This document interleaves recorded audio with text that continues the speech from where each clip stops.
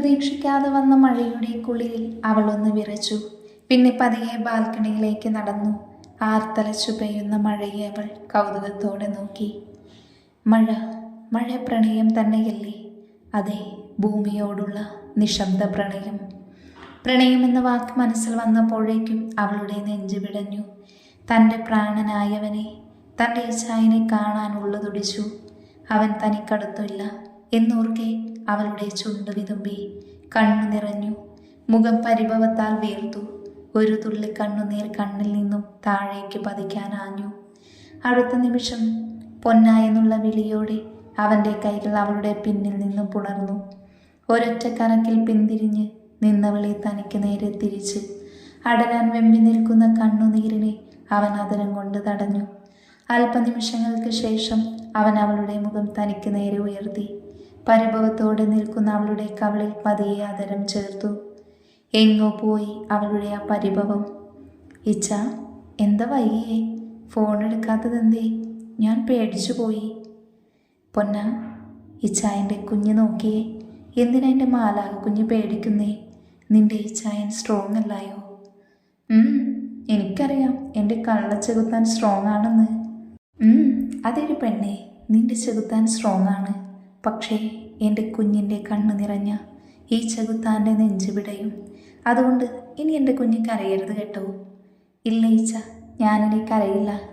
ഇന്ന് ഇച്ചനെ ഒത്തിരി മിസ് ചെയ്തു, അതാ സങ്കടമായേ. സോറി പൊന്ന, ഇനി ഇച്ചൻ ലേറ്റ് ആവില്ല. ഇന്ന് ഓഫീസിൽ അത്യാവശ്യം തിരക്കായതുകൊണ്ടാണ് ഫോൺ ഓഫായി പോയേ. സാരമില്ല, എനിക്ക് ഉറക്കം വരുന്ന ഈച്ചേ. എന്ന് നമുക്ക് ഉറങ്ങാട്ടോ. അവൻ അവളെ കൈകളിലെടുത്ത് പതിയെ ബെഡിൽ കിടത്തി അവളോട് ചേർന്നു കിടന്നു. പതിയെ അവളെ ഉയർത്തി അവൻ്റെ നെഞ്ചിലേക്ക് ചേർത്തു. അവൾ അവൻ്റെ താടിത്തുമ്പിൽ ചുണ്ട് ചേർത്തു. അവനൊരു പുഞ്ചിരിയോടെ അവളുടെ നെറുകയിൽ മുകർന്ന് പിന്നെ അവളെ തട്ടി ഉറക്കി. കുറച്ചു നേരത്തിന് ശേഷം അവൾ ഉറങ്ങി. അവൻ അവളെ ഒന്ന് നോക്കി.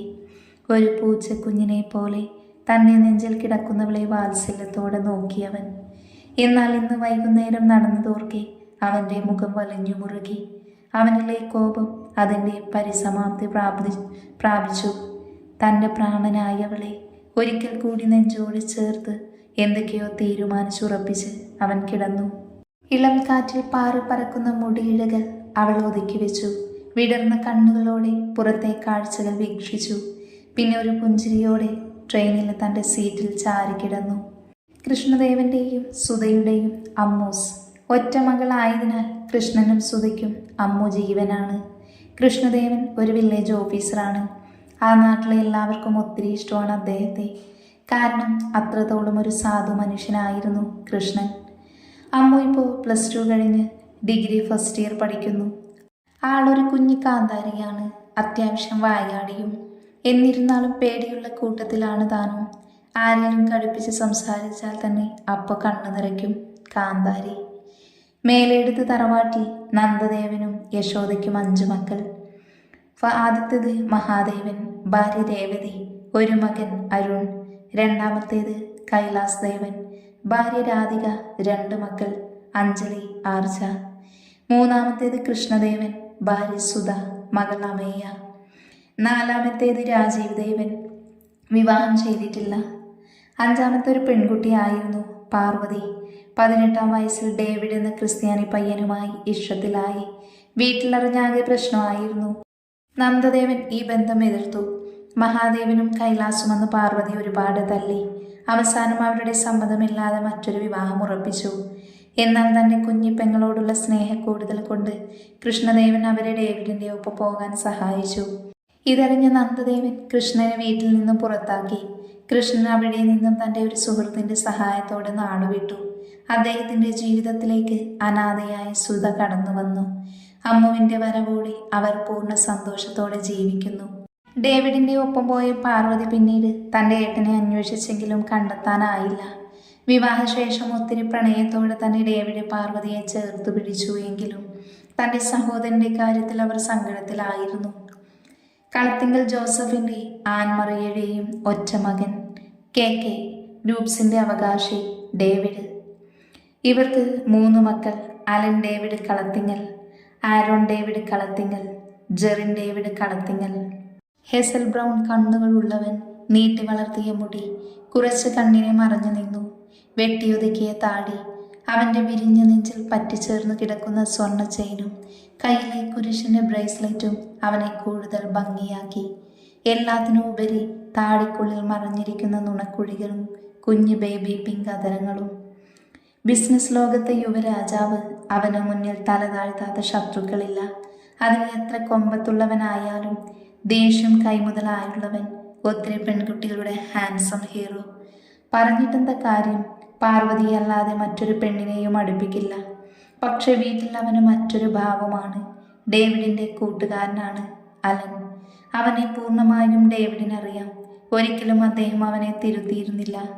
കാരണം അവൻ ചെയ്യുന്നതെല്ലാം ശരിയായിരിക്കും. ബിസിനസ്സിൽ തിരക്കായാലും വീട്ടിൽ സമയത്തെത്തിക്കോളും. അത് അച്ഛനും മോനും പാർവതി വെച്ച നിയമമാണ്. അലന് പപ്പയും അമ്മയും ജീവനാണ്. അതുപോലെ തൻ്റെ കുഞ്ഞനിയന്മാർക്ക് വേണ്ടി എന്തും ചെയ്യാൻ തയ്യാറുമാണ്. ആരോനാണെങ്കിൽ degree last year. Light brown കണ്ണുകളും ഡ്രീം ചെയ്ത താടിയും ചെറുതായി നീട്ടി വളർത്തിയ മുടികളും അവനിലെ സൗന്ദര്യമാണ്. അലൻ്റെ അത്രയും ഇല്ലെങ്കിലും അത്യാവശ്യം ദേഷ്യമുള്ളവൻ. College chairman. അതുപോലെ പെൺകുട്ടികളുടെ സ്വപ്നം. പക്ഷേ കലിപ്പ് കാരണം ഒറ്റൊരുത്തിയും മിണ്ടിയിട്ടില്ല. ഡേവിഡിൻ്റെ കൂട്ടാണേലും അമ്മക്കുട്ടിയാണ്. അവൻ്റെ റോൾ മോഡൽ അലനാണ്. ആരോണിന് ലവ് റിലേഷൻഷിപ്പിൽ താല്പര്യമില്ല. തൻ്റെ പാതിയെ തന്നിൽ ചേരൂ എന്ന കൺസെപ്റ്റാണ്. ജെറിനാണെങ്കിൽ വീട്ടിൽ കുഞ്ഞ്. അലൻ്റെയും ആരോണിൻ്റെയും കുഞ്ഞ് ബേബി.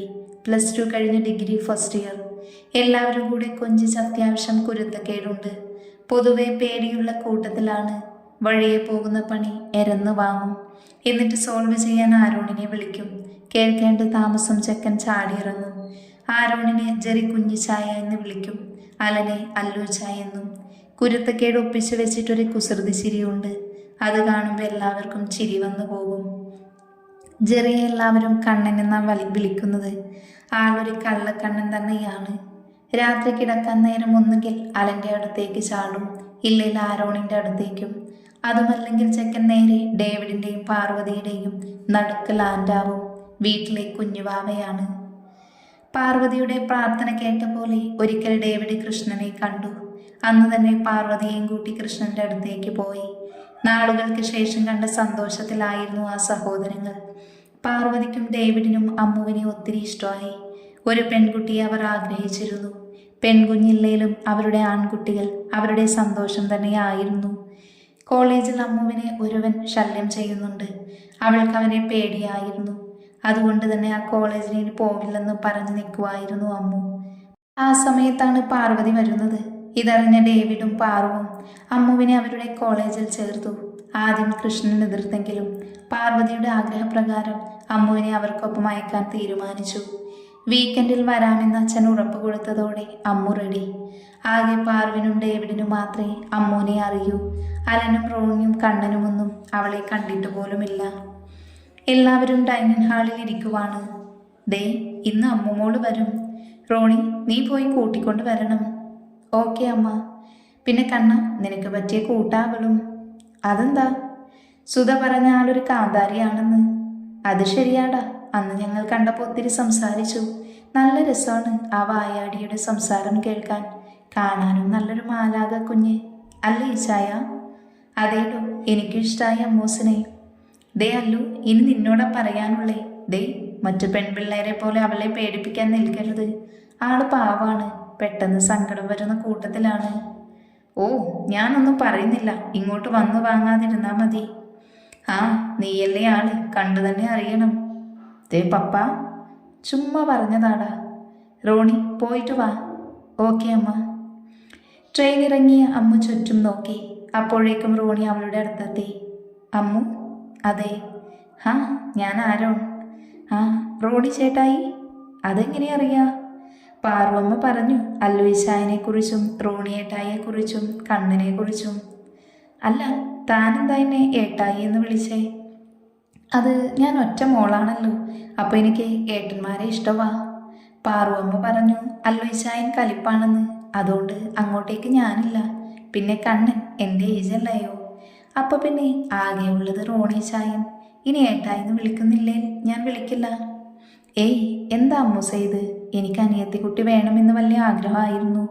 ഇപ്പോൾ മോളെ ഏട്ടായി എന്ന് വിളിച്ചപ്പോൾ എന്ത് സന്തോഷം തോന്നിയെന്നു. ഇനി മോളെ അങ്ങനെ തന്നെ വിളിച്ചാൽ മതി. അവളെ കണ്ണൻ നിന്നെ കാത്തിരിക്കുക. പിന്നെ ഇച്ചായന് അത്യാവശ്യം കലിപ്പൊക്കെ ഉണ്ട്, നമുക്ക് ശരിയാക്കാം നീ. അപ്പോൾ പോയാലോ? ഓക്കെ ചേട്ടായി. കാറിൻ്റെ ശബ്ദം കേട്ടിട്ട് എല്ലാവരും സിറ്റ് ഔട്ടിൽ വന്ന് നോക്കുമ്പോൾ റോണി വിത്ത് പെട്ടി. ഡാ, എൻ്റെ കുഞ്ഞെവിടെ? നീ എന്താ പെട്ടിയും കൊണ്ട് നിൽക്കുന്നേ? അവനെ കണ്ടപ്പോഴേ പാറു പുറത്തേക്ക് വന്നു. എൻ്റെ അമ്മ നമ്മുടെ ഗാർഡൻ കണ്ട് അവൾ അങ്ങോട്ടേക്ക് ഓടി. അപ്പോൾ പിന്നെ ഞാൻ അവളെ പെട്ടിയും പാട്ടയും പൊക്കിക്കൊണ്ട് വന്നു. എല്ലാവരും ഗാർഡനിലേക്ക് നോക്കി. അവർക്ക് പിറകെ താല്പര്യമില്ലാത്ത പോലെ അലനും ഫോണിൽ നോക്കിക്കൊണ്ട് നടന്നു.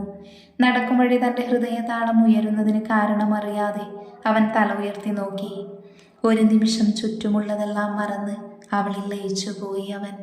ഒരു ബ്രൗൺ ആൻഡ് റെഡ് ക്രോപ്പ് ടോപ്പും ഒരു ബ്രൗൺ സ്കേർട്ടും ഇട്ട് ശലഭങ്ങളുടെ പിറകെ പൊട്ടിച്ചിരിയോടെ പായുന്ന അവളിൽ അവൻ്റെ മിഴികൾ ഉടക്കി നിന്നു. അവൻ്റെ ഹെഴ്സൽ ബ്രൗൺ മിഴികൾ അവളെ ആകമാനം നോക്കി. വിടർന്ന കണ്ണുകളും കുഞ്ഞിപ്പിരികങ്ങളും നീണ്ട മൂക്കും പഞ്ഞി പോലെയുള്ള കവിളുകളും പനിനീർ പോലുള്ള അതരങ്ങളിലുമെല്ലാം അവൻ്റെ മിഴികൾ പാറി നടന്നു.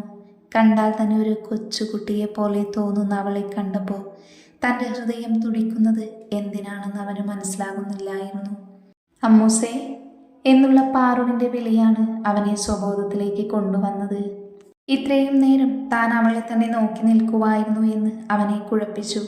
പല പെൺകുട്ടികളെയും കണ്ടിട്ടുണ്ട്, ഇന്നുവരെ ആരെയും സ്വയം മറന്ന് നോക്കി നിന്നിട്ടില്ല. എന്നാൽ താൻ ഇന്ന് നോക്കി നിന്നുപോയി. ആലോചിക്കുമ്പോൾ തന്നെ അവൻ അസ്വസ്ഥമായി. അവളെ കണ്ടപ്പോൾ തന്നിൽ തോന്നിയ ഫീലിങ്സിനെ എന്ത് പേര് ചൊല്ലി വിളിക്കുമെന്ന് അവനും അറിയില്ലായിരുന്നു. പാറുവിൻ്റെ വിളി കേട്ടാണ് അമ്മു തിരിഞ്ഞു നോക്കിയത്. എല്ലാവരെയും കണ്ടപ്പോൾ അവളൊരു പുഞ്ചിരിയോടെ നിന്നു. മോൾക്ക് ഗാർഡൻ ഇഷ്ടമായോ? ആ പപ്പ, എനിക്കിഷ്ടമായി.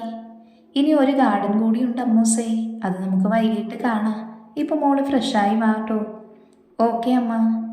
പാറു കിച്ചണിലേക്ക് പോയി. ഒരു ഫോൺ കോൾ വന്നപ്പോൾ ഡെവി ഹാളിലേക്കും. എന്നാൽ തങ്ങളുടെ മമ്മയെ അപ്പച്ചി എന്ന സ്ഥാനത്തിന് പകരം അമ്മ എന്ന് വിളിക്കുന്ന അമ്മുവിനെ കാണി റോണിക്ക് അവളോട് ഒത്തിരി സ്നേഹം തോന്നിപ്പോയി. കണ്ണിനൊരു കൂടപ്പിറപ്പിനെ കിട്ടിയ പോലെ തോന്നി. എന്നാൽ അലൻ്റെ കണ്ണിൽ അവളുടെ അമ്മ പപ്പ എന്ന വിളിക്ക് അത്രയും സന്തോഷത്തോടെ ഇഷ്ടത്തോടെ വിളി കേൾക്കുന്ന തൻ്റെ മാതാപിതാക്കളുടെ മുഖമായിരുന്നെന്ന് പറയാതെ തന്നെ അറിയാമായിരുന്നു. ഒരു പെൺകുഞ്ഞില്ലാത്തതിനാൽ അവർക്കുള്ള ദുഃഖം. എന്നാൽ ഇന്ന് അമ്മു ഈ വീട്ടിൽ വന്നപ്പോൾ തൊട്ട് അവരുടെ ദുഃഖം എങ്ങോ പോയ പോലെ.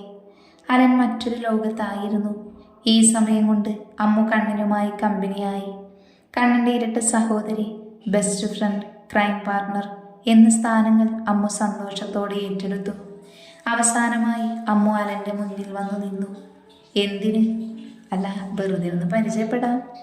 ആര് കണ്ടില്ലേലും ഞാൻ കണ്ട അലനെ വായി നോക്കിയത്. എപ്പോ? അത് പിന്നെ റോണിയുടെ ഏട്ടായി എന്ന വിളി കേട്ട് ഞെട്ടി നോക്കിയ അലൻ കാണുന്നത് തൻ്റെ മുന്നിൽ നിൽക്കുന്ന അമ്മുവിനെയാണ്. അവളെ അത്ര അടുത്ത് കണ്ടപ്പോൾ അവൻ്റെ കണ്ണുകൾ വിടർന്നു. അമ്മുവിൻ്റെ കണ്ണ് അവൻ്റെ ഹെഴ്സൽ ബ്രൗൺ കണ്ണുകളിലായിരുന്നു. അവളെ കൗതുകത്തോടെ അവൻ്റെ കണ്ണുകളിൽ നോക്കി നിന്നു. ഞാൻ തൊട്ടു നോക്കിക്കോട്ടെ എന്നുള്ള അമ്മുവിൻ്റെ ചോദ്യം കേട്ടപ്പോൾ അവർ പകപ്പോടെ പരസ്പരം നോക്കി. അപ്പോഴേക്കും അവളുടെ കൈകൾ അവൻ്റെ കണ്ണുകൾക്ക് നേരെ ഉയർന്നു. കൈകൾ കണ്ണുകൾക്കടുത്തെത്തിയപ്പോഴേക്കും അവൻ കണ്ണുകൾ ഇറുക്കെ അടച്ചു. കുറച്ചു കഴിഞ്ഞപ്പോൾ അനക്കമൊന്നും കേൾക്കാതെ അലൻ കണ്ണു തുറന്നു നോക്കി. കണ്ണുകളും ചുണ്ടും കൂർപ്പിച്ച് കവിളുകൾ വീർപ്പിച്ച് നിൽക്കുന്ന അമ്മുവിനെ കാണി അവൻ്റെ മിഴികൾ വിടർന്നു. അടുത്ത നിമിഷം അമ്മു അലൻ്റെ കണ്ണിലൊരൊറ്റ കുത്ത്. അവൻ കൈകൾ കൊണ്ട് കണ്ണുകൾ മറച്ചു. കണ്ണനും റോണിയും വാ പൊത്തിപ്പോയി. ഇനി എന്ത് സംഭവിക്കുമെന്നറിയാതെ അവർ ഭയത്തോടെ പരസ്പരം നോക്കി.